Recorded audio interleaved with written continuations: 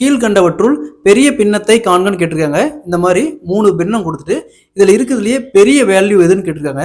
இங்கே பாருங்க, டிஃப்ரென்ஸ் இங்கே 1, இங்கேயும் டிஃப்ரென்ஸ் 1, அதேமாரி இங்கேயும் டிஃப்ரென்ஸ் 1, இங்கேயும் டிஃப்ரென்ஸ் 1.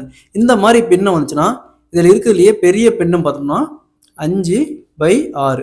ஸோ இதுதான் இதில் பெரிய பின்னம். அதேமாரி இதில் பாருங்க 2/5, 4/7, 6/9.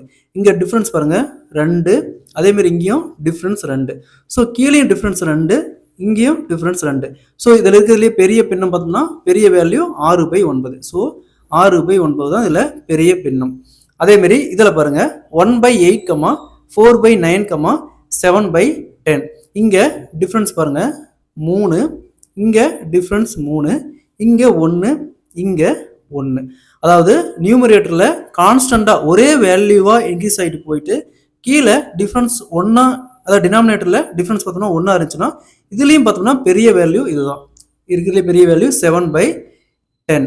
அதேமாரி இங்கே பாருங்கள் 2/11, 7/12, 12/13. இதுக்கு என்ன வரும்னு சால்வ் பண்ணி இதுக்கான ஆன்சரை கமெண்ட்டில் போடுங்க.